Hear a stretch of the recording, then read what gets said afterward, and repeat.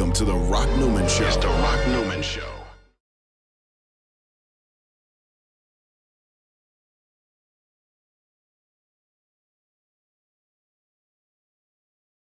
This is a story that's absolutely not just the Easton Maryland story, That's right. Eastern Shore of Maryland story, a DMV story. That's right. This is a national story. This is a national story. This is a national to international story. Yes. There's another component. There's many components. It absolutely is, because you talked about the Quakers coming in. Well, there's another piece. And the timing being around the Revolutionary War. Yes. And all of that. And the Revolutionary War didn't happen because, there had something to do, the Boston Tea Party had something to do with taxation without representation. That's right. So that taxation with representation was coming from folks that was across the water. Correct. So there's the international component to this. And there's a very known, documented international connection to Africa. So oftentimes we will just loosely talk about the slaves coming from Africa with no real record of exactly where they came from, who went and got them, exactly what ship they were on, and etc. And for Easton, and for this neighborhood in particular, by way of Jeremiah Banning, who was a sea captain and white, went to Senegal, Africa, handpicked his 21 slaves, brought them back to Easton. Hold on, and 1 today second right I there. have his log and will in his own handwriting recording who they were.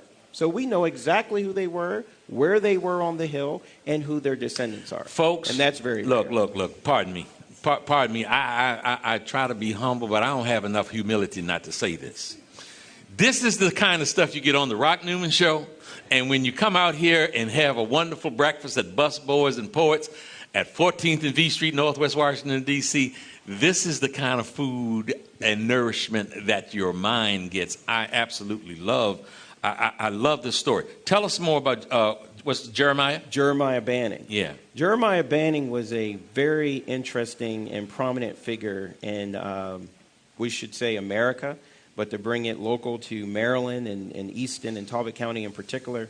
He was commissioned by George Washington and Thomas Jefferson to lay out the town of Easton. And we have the actual certificates that George Washington and Thomas Jefferson signed to have him do that. So Easton has a Washington Street because of Jeremiah Banning and George Washington being close colleagues. Jeremiah Banning is this individual that I mentioned among many hats that he wore as slave master and surveyor, and the list went on and on and on, was a sea captain who also, as I mentioned, got on his ship and went over to Senegal, Africa, and got these 21 slaves and brought them back to Easton. Right. There was something very unusual about the relationship that he had with these 21 slaves in particular.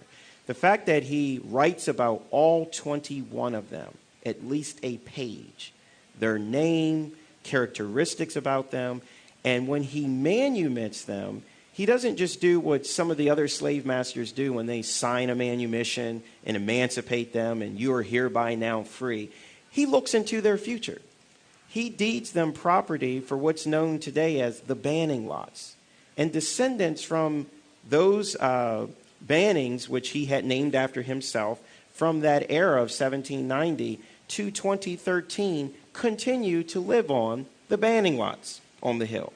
Miss Rosalie Banning was 104 years old when she died in 2004, one of the descendants of the original Banning still living on the same property, for which the others still live there. So this is an amazing story, as I mentioned, not only just holding the distinction as America's oldest neighborhood, but also having the same people who have continuously inhabited that area occupying that area today. So when you come down, you will see those same persons who have the same DNA from those that came from Senegal, Africa, that show up on the first United States federal census in America, and also live there today with the same built environment that reflects that. We don't find that kind of cultural landscape all throughout America. As I mentioned, there were neighborhoods that certainly predated this, so it's not the earliest. Right. But those neighborhoods have been obliterated. Those neighborhoods have been gentrified. We wouldn't be able to uncover the culture and history that we've been able to uncover and will continue to uncover for the next 5 years on the Hill.